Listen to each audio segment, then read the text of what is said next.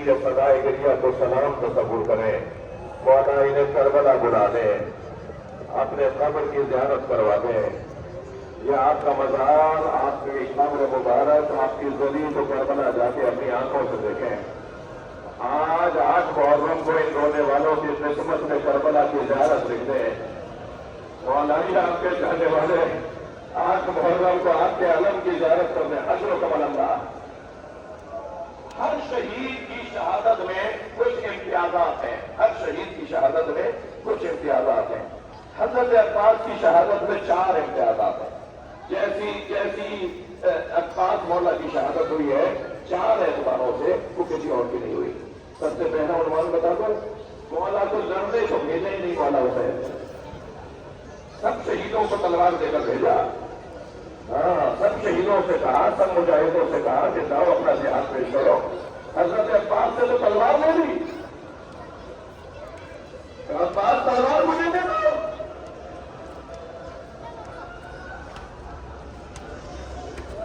کربلا میں حضرت عباس 36 برس کے یا 34 برس کے، 34 یا 36 سال کے ہیں حضرت عباس کربلا میں۔ اور جب کربلا آئے تھے نا تو اتنے خوش نظر آ رہے تھے۔ کسی سے کہا کہ میں کربلا کا انتظار بچپن سے کر رہا ہوں، میں چھوٹا سا تھا نا تو میری بہنیں، میری ماں مجھے کہتی تھی عباس تمہیں کربلا کے لیے تمہارے بابا نے مانگا تھا، میں کربلا کا نقشہ بدل کے دکھاؤں گا، میں دشمن کو بتاؤں گا میں کون ہوں۔ میں نے اپنے بازوؤں میں طاقت جمع کی ہوئی ہے، میں نے اپنے بازوؤں میں طاقت جمع کی ہوئی ہے تاکہ میں کربلا میں اپنی شجاعت دکھاؤں۔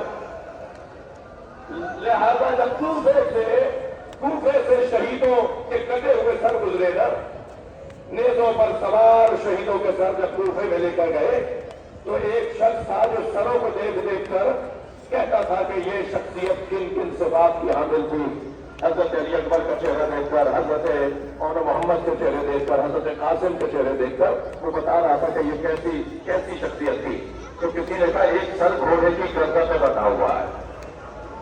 حضرت عباس کا سر نیزے کی علی پر سوار نہیں ہوتا تھا، وہ نیزہ گر جاتا تھا، سر نیچے آ جاتا تھا تو ظالموں نے گھوڑے کی گردن میں سر باندھا ہوا تھا۔ رونا اور گریہ کوئی سیکھا ہے نا، اللہ اکبر۔ وہ زمین پر بیٹھ گیا، حضرت عباس کے چہرے کو دیکھنے لگا، چہرہ دیکھ کر کہتا ہے، ایک جملہ کہہ کر کھڑا ہو جاتا ہے، کہتا ہے یہ چہرہ بتا رہا ہے یہ گھٹ گھٹ کے مرا ہے، جو اس کی آرزویں تھی وہ پوری نہیں ہوئی۔ اجر و کمال اللہ۔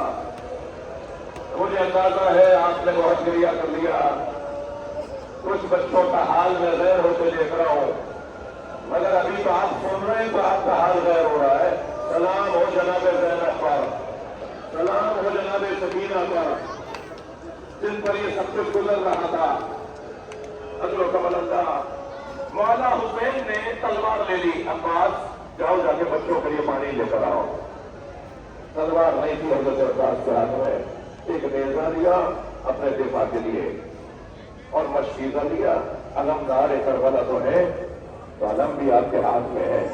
بہت تیز گھوڑا دوڑاتے ہوئے نہر پہ گئے، پانی بھرا، چلو میں پانی دیا، خود بھی 3 دن کے پیسے ہیں، خود 3 دن کے پیسے ہیں، چلو میں پانی لے کے پورے یزیدی لشکر کو بتایا میں پانی پی سکتا ہوں، مگر سب کو دکھا کر پانی دوبارہ نہر میں پھینک دیا۔ میں پانی پی سکتا ہوں مگر حسین پیاسے ہیں، اہل بیت پیاسے ہیں، میں ان کی پیاس کے ساتھ خود پانی کیسے پی لوں، ان سے پہلے کیسے پی لوں۔ مشکیزہ بنا لے کے چلے۔ اب دوسری خصوصیت بتا رہا ہوں حضرت عباس کی، مشکیزہ بھر کے چلے اور ایک تیز رفتاری سے گھوڑا چل رہا ہے کہ ایک مرتبہ ایک ظالم نے ایک طرف کی اوٹ سے حضرت کا الٹا بازو، بایاں بازو کاٹ دیا۔ حضرت نے علم کو اور مشکیزے کو دوسرے ہاتھ میں لیا اور ایک شیر کی طرح، اسد اللہ کی طرح، اللہ کے شیر کی طرح گرجتے ہوئے کہا تم میرا دوسرا بازو نکال دو، تم میرا دوسرا بازو نکال دو، مگر میں پانی خیموں میں پہنچاؤں گا۔ ایک مرتبہ آواز آئی کہ اگر پانی خیمے میں پہنچ گیا تو ابھی تو یہ پیاسے ہیں ہم سے سنبھل نہیں رہے، پانی پینے کے بعد یہ جنگ لمبی لمبی ہو جائے گی. تو چند اور ظالم آگے بڑھے اور کئی لوگوں نے تلواریں چلائی تو ایک کی تلوار لگی اور مولا کا دوسرا بازو نکل گیا. اب مشیدے کو اپنے دانتوں میں دبا کے ایسے چل رہے تھے جیسے شیر کے منہ میں شکار ہوتا ہے. یہ دوسری خصوصیت حضرت عباس کی. بازو کٹ گئے.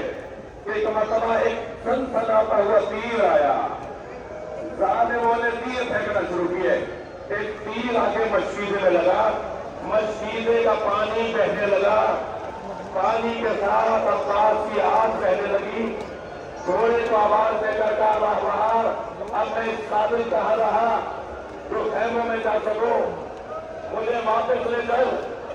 گھوڑا مڑا. ایک شخص نے تیر مارا جو آنکھ میں آ کے لگا. جس کے بازو نہ ہو وہ آنکھ کا تیر کیسے نکالے؟ حضر و کمال اللہ, حضر و کمال اللہ.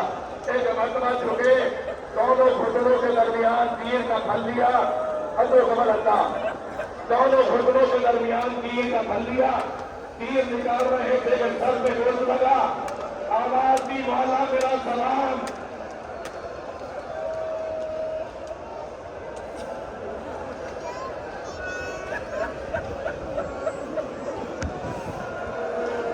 حوصلہ حوصلہ. نہیں کوئی نہیں مرے گا. نہیں جتنا ماتم کر سکتے ہو, جتنی آواز بلند کر سکتے ہو. مولا نے آواز سنی. عباس مولا میرا سلام آخر.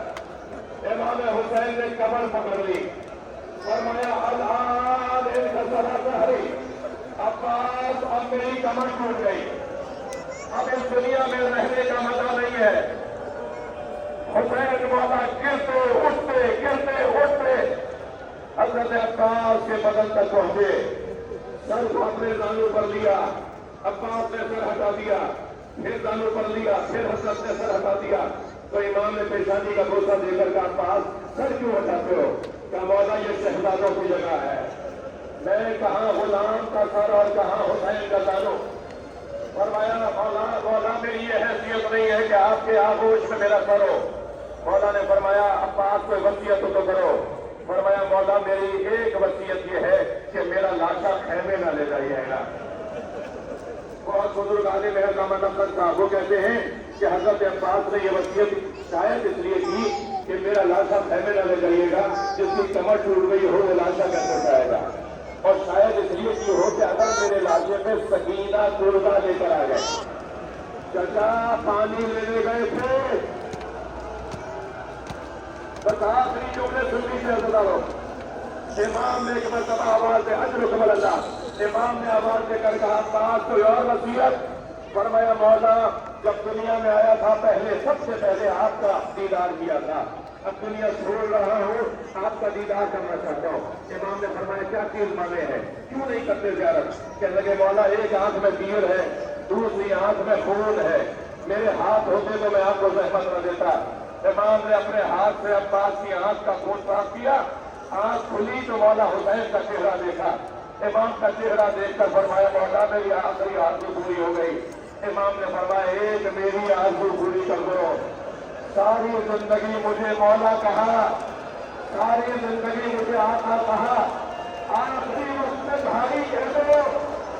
یہاں عباس سے بھائی کہا, وہاں ایڑیاں رگڑی.